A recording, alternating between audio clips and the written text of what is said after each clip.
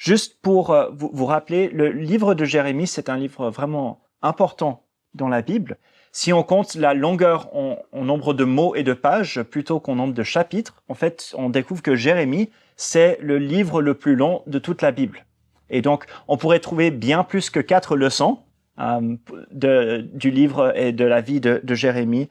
Mais je crois que ces 4 sont particulièrement importants et des messages que nous retirons en lisant ce livre. Le prophète Jérémie était donc un prophète pour le royaume de Juda, et il a prophétisé sur le pays de Juda et la ville de Jérusalem, en commençant son ministère pendant le règne de Josias, et son ministère prophétique va continuer jusque quelques années après la chute définitive de Jérusalem sous les Babyloniens.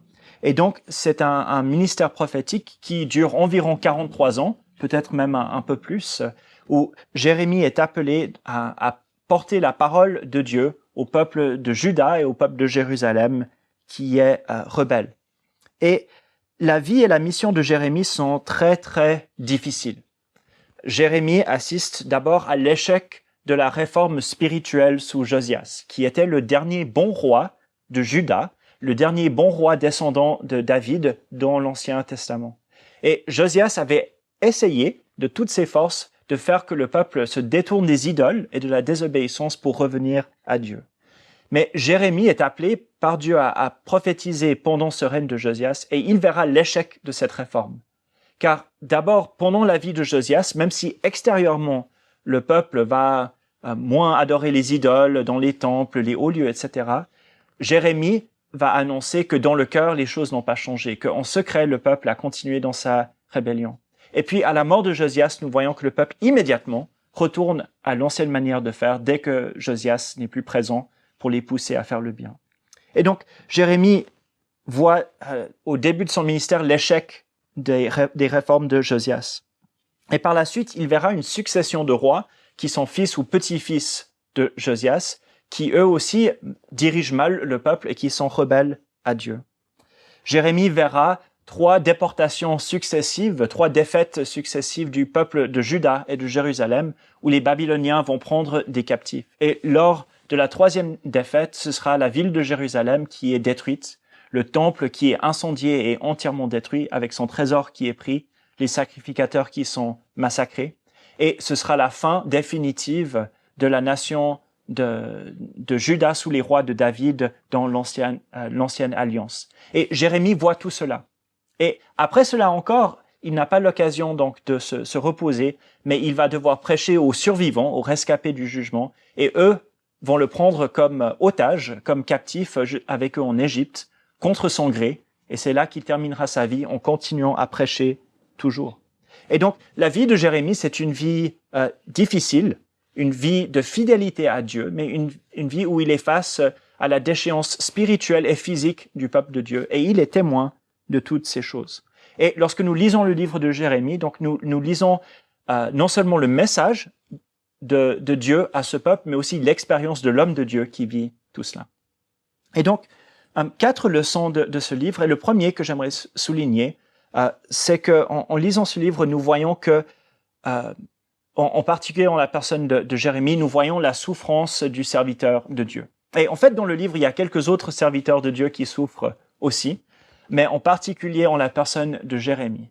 Nous voyons que le fait d'être appelé et mis à part par Dieu pour son service, le fait de passer sa vie à faire ce que Dieu demande, ne signifie pas que la vie sera confortable, sera remplie de succès ou de bénédictions matérielles. Au contraire, ce que nous voyons dans la vie de Jérémie, c'est que plus il est fidèle à Dieu, plus il va souffrir dans sa vie de tous les jours à court terme. Et quelques passages qui parlent de cela. Nous voyons d'abord que Jérémie, tout au long de son ministère, il souffre de la honte et des moqueries des gens autour de lui. Il n'a pas une bonne réputation parmi le peuple, mais plutôt tout le monde le voit mal et le méprise. Jérémie se plaint à Dieu dans Jérémie 20, les versets 7 à 8, et dit ceci. « Tu m'as séduit, Éternel, et je me suis laissé séduire. Tu m'as saisi et tu as vaincu, et je suis chaque jour en dérision. Tout le monde se moque de moi. Car toutes les fois que je parle, il faut que je crie, que je proclame violence et dévastation. et la parole de l'Éternel est pour moi un sujet de déshonneur et de risée toute la journée. Jérémie doit dire ce que Dieu lui a donné à dire. Il doit accomplir le plan de Dieu. Mais le résultat pour lui, ce n'est pas le respect de ceux qui sont autour de lui, ce n'est pas l'admiration pour sa fidélité à Dieu, mais qu'est-ce qu'il reçoit? Il reçoit le mépris, il est humilié, il est la risée de tout le monde. Tout le monde se moque de Jérémie.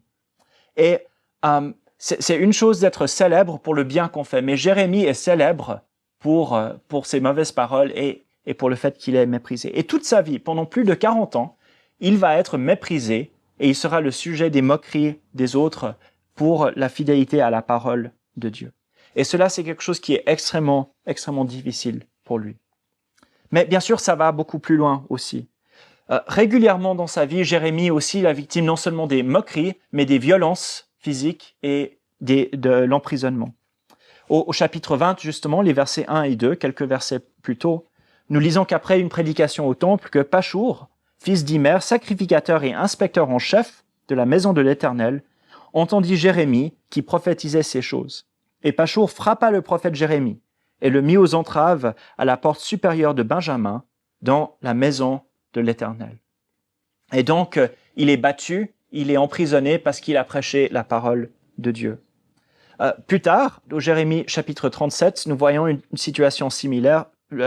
Jérémie prêche de nouveau contre le temple, et les ministres, indignés contre Jérémie, le frappèrent et le mirent en prison dans la maison de Jonathan, le secrétaire, car ils en avaient fait une maison d'arrêt. Ce fut ainsi que Jérémie entra au cachot dans la cellule, et Jérémie y resta longtemps. Pardon, ça c'est quand il prêche qu'il faut se rendre. La deuxième prédication contre le temple, on verra tout de suite après. Mais il dit, il faut se rendre aux Babyloniens parce que c'est Dieu qui les a envoyés pour vous juger. Et le résultat, il est de nouveau frappé et mis en prison. Et Jérémie va se retrouver à de multiples reprises en prison, tout comme l'apôtre Paul, d'ailleurs, et d'autres serviteurs de Dieu. Quel est le fruit, quel est le résultat de la proclamation fidèle de la parole de Dieu? Les violences, la torture et la prison. Et même, bien sûr, ils vont tenter à plusieurs reprises de tuer Jérémie, de lui ôter sa vie. Étant donné que ce n'est pas suffisant de l'intimider, on cherchera à le tuer. Donc, Jérémie 26, le verset 11, ça c'est le passage qui parle du temple. De nouveau, il prêche contre eux. Alors les sacrificateurs et les prophètes parlèrent ainsi aux ministres et à tout le peuple. La peine capitale pour cet homme, car il a prophétisé contre cette ville, comme vous l'avez entendu de vos propres oreilles. Et leur but, c'est de le tuer. Jérémie souffre énormément de ce rejet de la part de son peuple. Il ne désire pas une vie martyrisée par les autres. Ce que lui désire, c'est d'être en paix avec les gens autour de lui. Ce qu'il désire, c'est d'être respecté, au moins qu'on le laisse tranquille. Il ne veut pas être battu, il ne veut pas être mis en prison, il ne veut pas qu'on cherche à le tuer. Mais toutes ces choses arrivent parce que, plus que tout cela, il désire faire la volonté de Dieu. Et nous voyons dans la vie de Jérémie que d'être serviteur de Dieu, de faire ce que Dieu désire, ne mène pas forcément à une vie confortable où nous recevons tout ce que nous voulons. Mais cela peut être la souffrance. Et Jérémie a de la peine avec cela. Dans Jérémie 15, verset 10, il s'écrit « Malheur à moi, ma mère, car tu m'as fait naître, homme de contestation et de dispute pour tout le pays. Je n'emprunte ni ne prête, et cependant, tous me maudissent. » Et Jérémie est passé par des moments dans sa vie où il a dit « J'aurais préféré ne jamais exister plutôt que de passer par toutes ces souffrances à cause de ce que Dieu me demande de faire. » Et face à la souffrance du serviteur de Dieu, que dit Dieu lorsque Jérémie, pendant plus de 40 ans, souffre parce qu'il doit être fidèle? Bon, la promesse de Dieu, c'est pas encore un jour de service et après tout ira bien, tu auras tout ce que ton cœur désire. Il lui dit plutôt un message plus important, et c'est ce que nous trouvons au verset 20 de Jérémie 15. Dieu lui dit, « Je ferai de toi pour ce peuple un mur de bronze fortifié. Ils te feront la guerre, mais ils ne l'emporteront pas sur toi. Car je suis avec toi pour te sauver et te délivrer, oracle de l'Éternel. » Et ce que Dieu promet à Jérémie, c'est sa présence.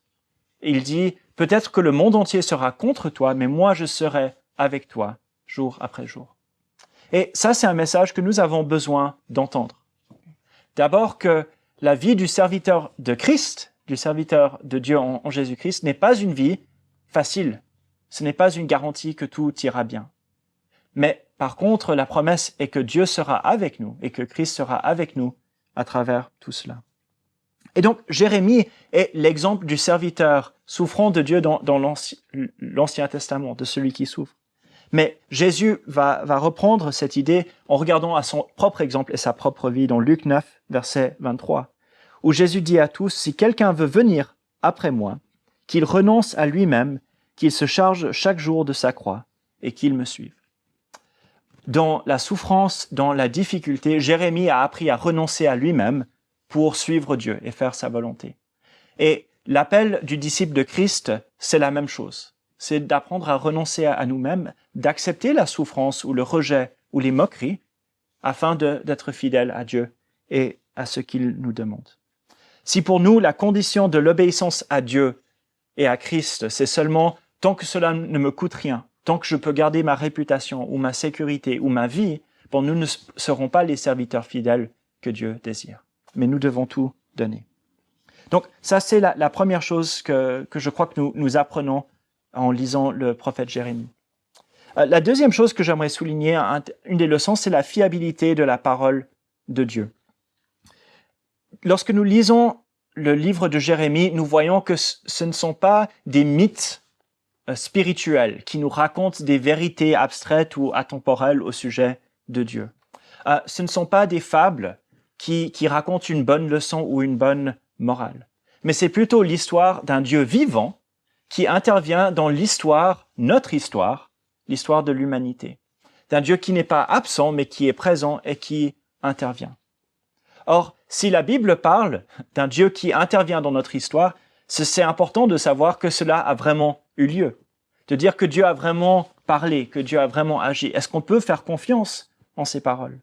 Et le livre de Jérémie, c'est l'un des livres où nous trouvons de l'appui, non seulement aux vérités spirituelles, on peut dire de la Bible, mais à la réalité historique, que Dieu a vraiment agi dans le monde. Et que la Bible est un témoin fidèle de l'histoire et de ce que Dieu a fait.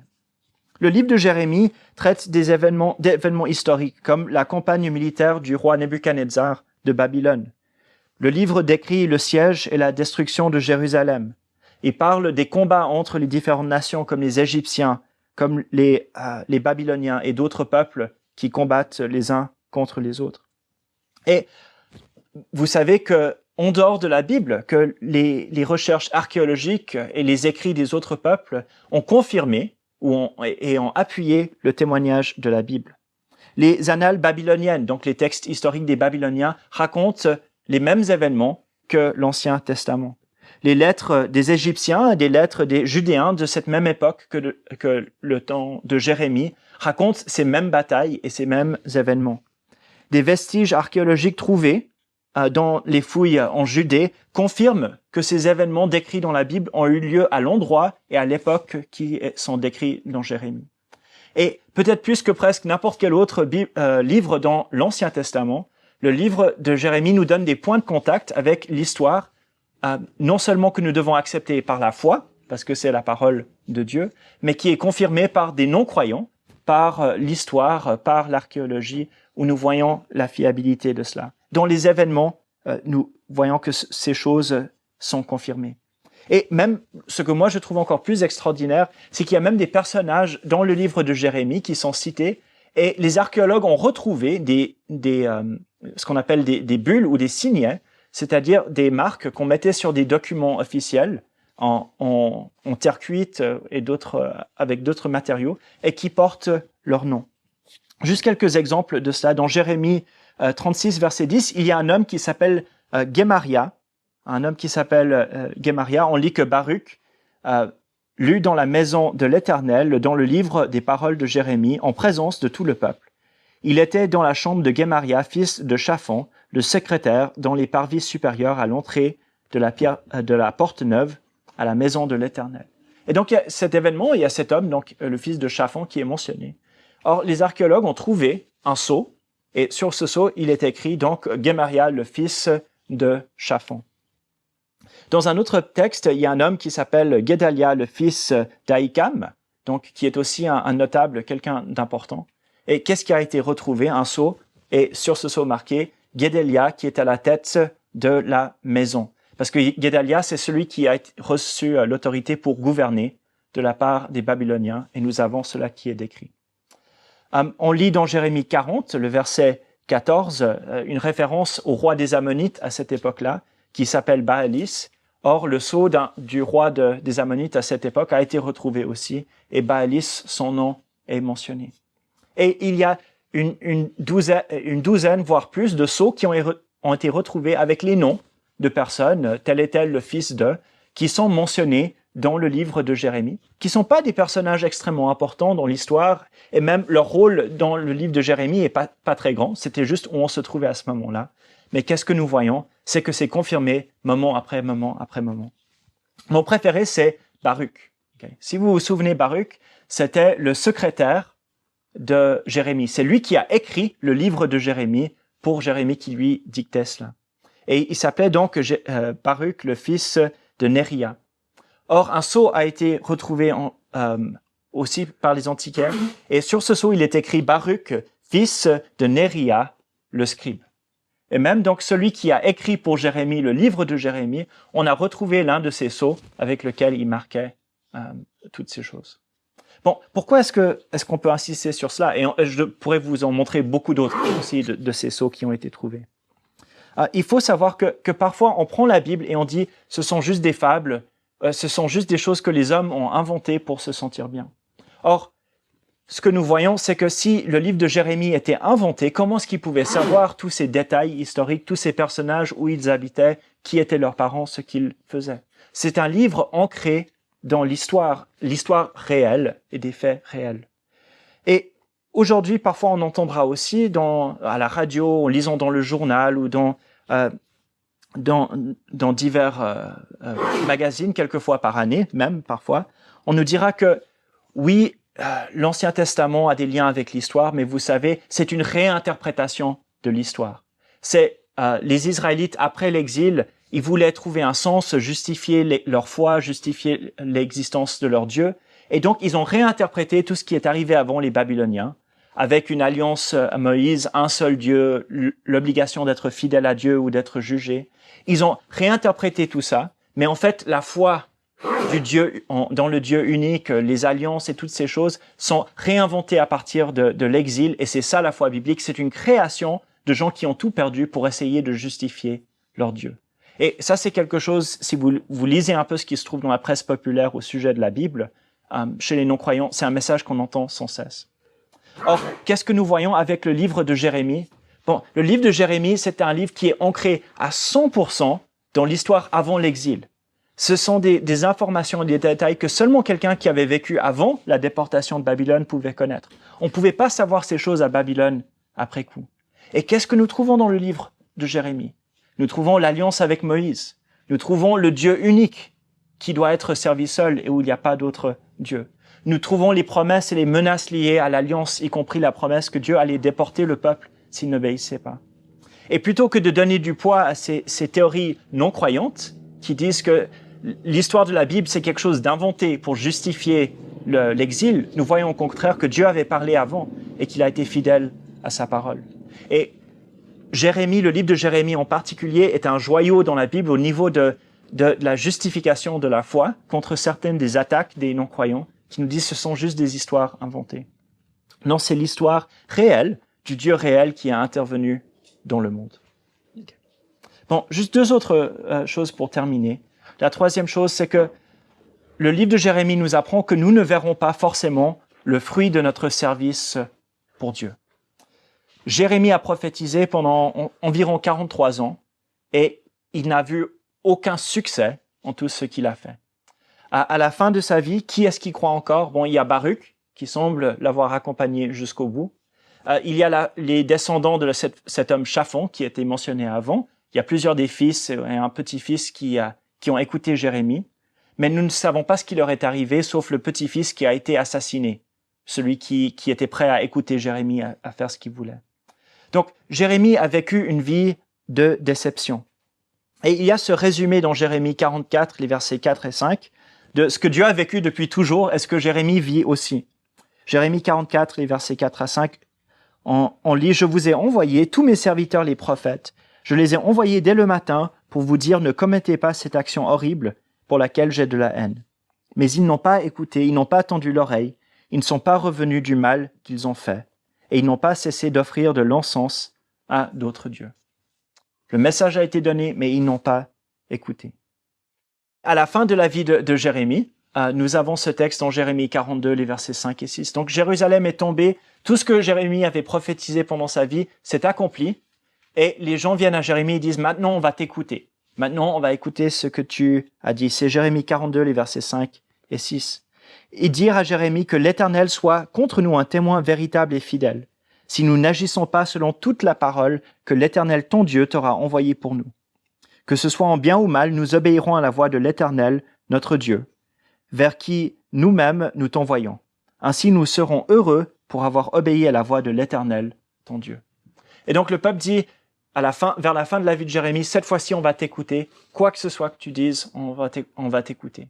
Ils veulent savoir s'ils doivent fuir en Égypte ou pas. Et Jérémie dit, Dieu m'a donné sa parole, ne fuyez pas en Égypte et Dieu veillera sur vous.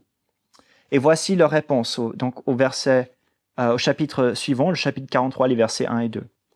Lorsque Jérémie eut achevé de dire à tout le peuple toutes les paroles de l'Éternel leur Dieu, toutes ces paroles que l'Éternel leur Dieu l'avait chargé de leur dire, Azaria, fils de Hoshaya, Johan, fils de Kéra, et tous les hommes présomptueux dirent à Jérémie, « Ce que tu dis est faux.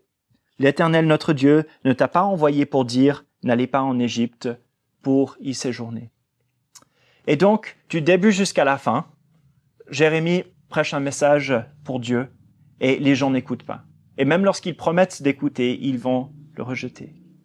Et ça, c'est tout ce que Jérémie a vu de ses yeux parce qu'il est mort en Égypte. Il est mort avec un peuple qui refuse d'écouter sa parole. Il y a Baruch, le scribe, qui est découragé avec lui. Il y a quelques autres qui l'ont écouté, mais Jérémie, d'après tout ce que lui il voit et tout ce que lui il sait, son ministère était un échec au niveau des résultats. Mais il y a cette promesse au chapitre 29, verset 10, que Jérémie a dit de la part de Dieu. « Voici ce que dit l'Éternel. Dès que 70 ans seront écoulés pour Babylone, j'interviendrai pour vous et j'accomplirai à votre égard ma bonne parole en vous faisant revenir dans ce lieu. » Jérémie a un message pour sa génération, pour son peuple, et il ne l'écoute pas. Mais Jérémie a aussi un message pour les générations futures. Et ce que nous découvrons en lisant le reste de l'Ancien Testament, c'est que si personne n'a écouté Jérémie de son vivant, ou presque personne, après sa mort, la génération des enfants de ceux qui étaient rebelles, les enfants de ceux qui ont été vaincus par les Babyloniens et déportés, eux, ils ont écouté les paroles de Jérémie. Et Dieu avait dit à Jérémie d'envoyer ses prophéties à Babylone pour les déporter, pour les exiler là-bas. Et eux, ils ont lu la parole de Jérémie. Dans Daniel 9, les versets 1 et 2, nous lisons ceci. Donc, le prophète Daniel à Babylone. La première année de Darius, fils d'Assuérus de la race des Mèdes, lequel était devenu roi du royaume des Chaldéens, la première année de son règne, moi, Daniel, je compris par les livres qu'il devait s'accomplir 70 ans pour les ruines de Jérusalem, d'après le nombre des années dont l'Éternel avait parlé au prophète Jérémie. Et ici, nous avons, des décennies plus tard, Daniel à l'autre bout du monde, en quelque sorte. Mais qu'est-ce qu'il a avec lui? Il a le livre des prophéties de Jérémie.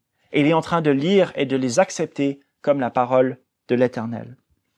Et de même pour la génération de ceux qui reviennent de l'exil. On trouve dans Esdras chapitre 1, verset 1.